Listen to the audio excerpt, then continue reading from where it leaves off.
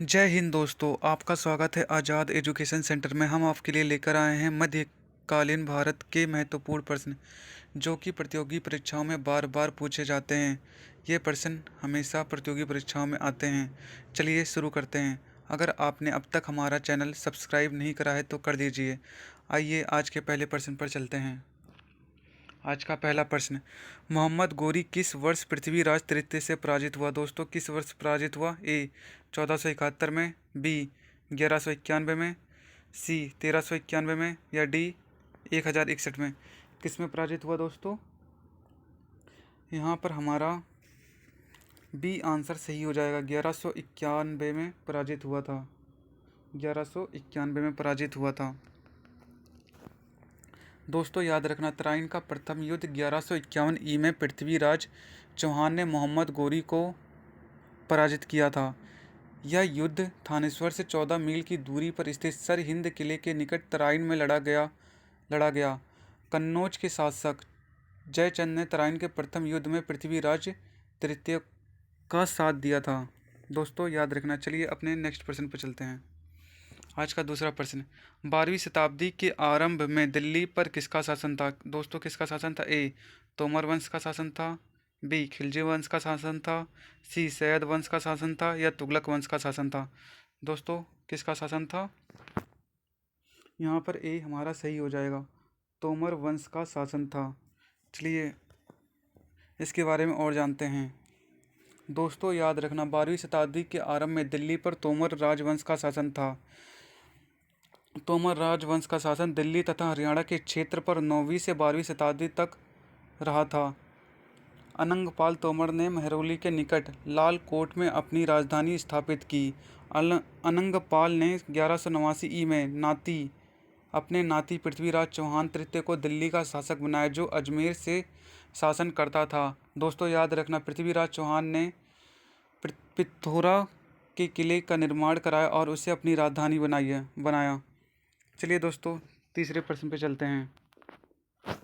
आज का हमारा तीसरा प्रश्न, जयचंद के विश्वासघात के कारण पृथ्वीराज चौहान की पराजय हुई। कालांतर में जयचंद कहाँ और कब मारा गया? दोस्तों कब मारा गया और कहाँ पर मारा गया? ए तराइन में मारा गया 1192 ई, चंदावर 1193 ई, या सी कन्नौज 1194 ई, या उपरोक्त में से कोई नहीं? जल्दी बताइए दोस्तों, कहाँ मारा गया? दोस्तों हमारा यहाँ पर बी सही हो जाएगा। 1193 ई में चंदावर में मारा गया। दोस्तों इसके अतिरिक्त आप यह भी याद रखना, चंदावर का युद्ध 1193 ई में मोहम्मद गोरी तथा कन्नौज के शासक जयचंद के मध्य हुआ, जिसमें जयचंद पराजित हुआ। चंदावर के युद्ध में जयचंद की हार के बाद उत्तर भारत में मुस्लिम शासन की स्थापना की बाधाएं समाप्त हो गईं। 1192 ई में तराइन के दूसरे युद्ध में जयचंद द्वारा विश्वासघात करने के कारण मोहम्मद गोरी ने पृथ्वीराज तृतीय को पराजित कर दिल्ली तथा अजमेर पर नियंत्रण स्थापित किया था। दोस्तों याद रखना, यह बहुत इम्पोर्टेंट पॉइंट है जो कि एग्ज़ाम में बार बार पूछा जाता है। चलिए हम आज के अपने चौथे प्रश्न पर चलते हैं। आज का चौथा प्रश्न, दिल्ली में अलाउद्दीन खिलजी के शासन काल की अवधि क्या थी? ए 1296 से 1316 ई, बी 1286 से 1316 ई, सी 1303 से 1334 ई, डी 1410 से 1437 ए। दोस्तों हमारा यहाँ पर ए सही हो जाएगा। 1296 से 1316 ई। दोस्तों याद रखना, अलाउद्दीन खिलजी वंश का बहुत ही महत्वपूर्ण शासक था। उसने 1296 से 1316 ई तक शासन किया। उसका साम्राज्य अफगानिस्तान से उत्तर भारत तक विस्तृत था। उसके शासनकाल में पश्चिमोत्तर भारत पर कई मंगोल आक्रमण हुए। दोस्तों याद रखना, भिलसा, चंदेरी तथा देवगिरी पर आक्रमण कर अलाउद्दीन खिलजी ने अपार धनराशि प्राप्त की थी। यह भी बहुत इंपॉर्टेंट पॉइंट है जो मैं आपको बीच बीच में बता रहा हूँ। चलिए आज के नेक्स्ट प्रश्न पर चलते हैं। आज का हमारा पांचवा प्रश्न, भारत पर तैमूर ने किस वर्ष आक्रमण किया था? ए 1294, बी 1417, सी 1213, डी 1398। दोस्तों कब करा था? यहाँ पर हमारा डी सही हो जाएगा। कब करा था? 1398 में। दोस्तों याद रखना, तैमूर लंग ने 1398 में दिल्ली पर आक्रमण किया। उसकी आक्रमण के समय दिल्ली का सुल्तान कौन था दोस्तों? उस समय दिल्ली का सुल्तान तुगलक वंश का नसीरुद्दीन महमूद शाह तुगलक था। दोस्तों याद रखना, तैमूर ने एशिया के बृहद क्षेत्र पर नियंत्रण स्थापित किया था। भारत पर उसके हमले का उद्देश्य भारी धनराशि प्राप्त करना था। अपनी आत्मकथा में तैमूर ने भारत पर हमले को इस्लाम के प्रचार के उद्देश्य से जोड़ा। भारत से जाते हुए उसने ख्रिच खां को अपना प्रतिनिधि नियुक्त किया, जिसने भारत में सैयद वंश की स्थापना की थी। दोस्तों ये सब याद रखना। चलिए आज के अपने नेक्स्ट प्रश्न पर चलते हैं। आज का छठा प्रश्न, ख्रिच खान निम्नलिखित में से किस राजवंश से संबंधित था? दोस्तों किससे संबंधित था? ए गुलाम वंश, बी खिलजी वंश, सी सैयद वंश, डी शाह वंश। किससे संबंधित था दोस्तों? यहाँ पर हमारा ऑप्शन सी सही हो जाएगा, सैयद वंश से संबंधित था। दोस्तों याद रखना, ख्रिच खान दिल्ली सल्तनत के सैयद वंश का संस्थापक था। 1414 ई में ख्रिच खान ने दिल्ली की सत्ता पर कब्जा किया। उसने सुल्तान की उपाधि धारण नहीं की तथा स्वयं को रैयत ए आला घोषित किया। दोस्तों याद रखना। चलिए आज हम आप अपने 7वें प्रश्न पर चलते हैं।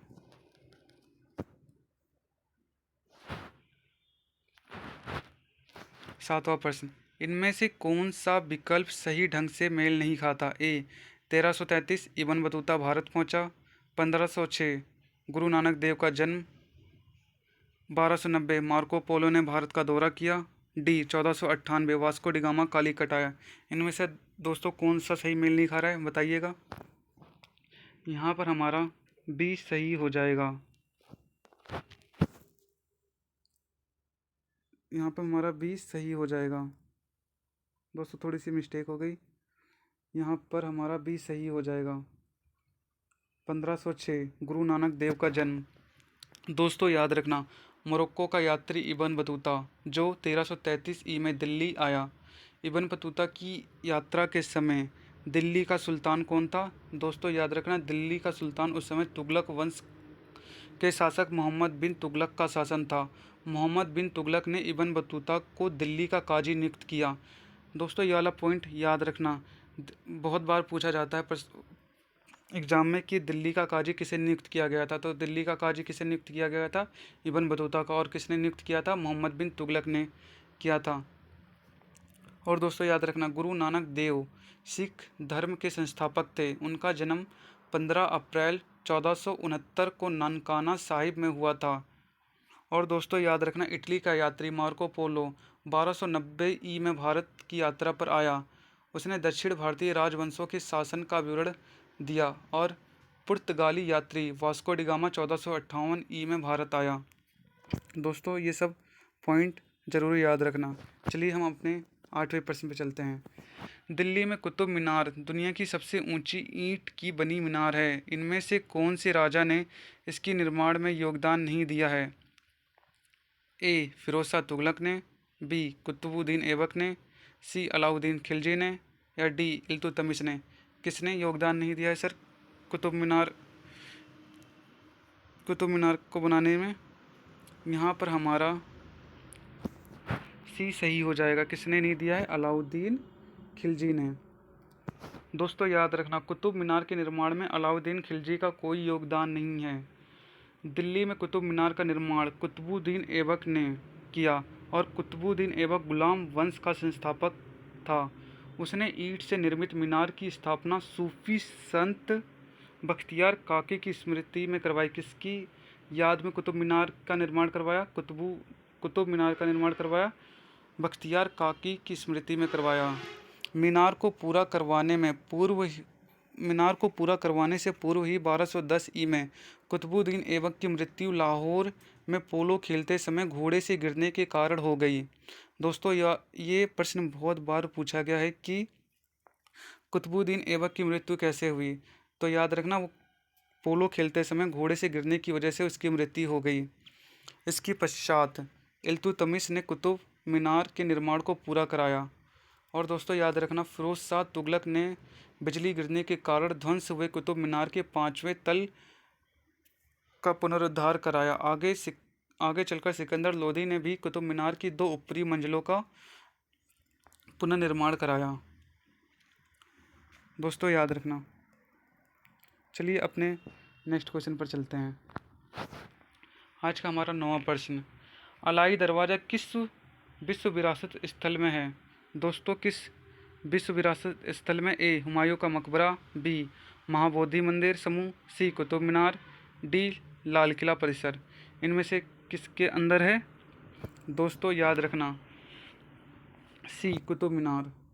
कुतुब मीनार हमारा यहाँ पर सही हो जाएगा। और दोस्तों आइए इसके बारे में और जानें।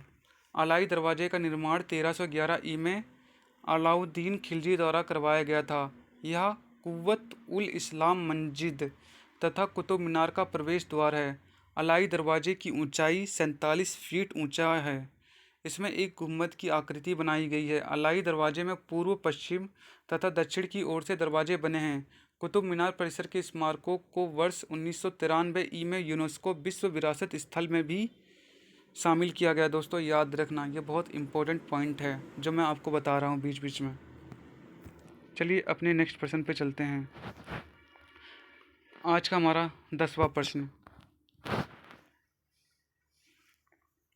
लौह और रक्त की नीति किसने अपनाई?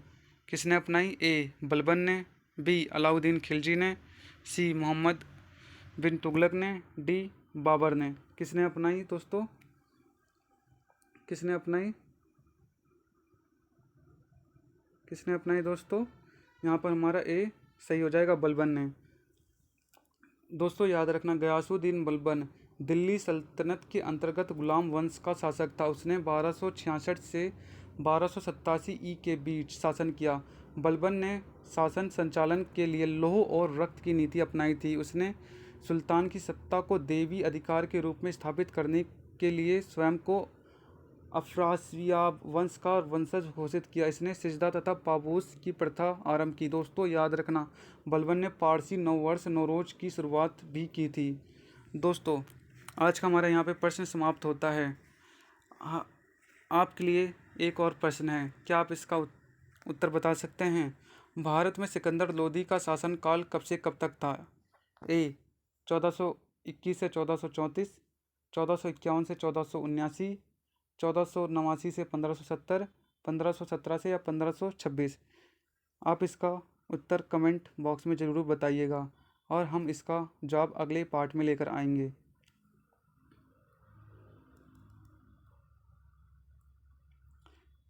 दोस्तों अगर आपने अब तक हमारा चैनल सब्सक्राइब नहीं करा है तो कर लीजिए और वीडियो को लाइक एंड शेयर करिए।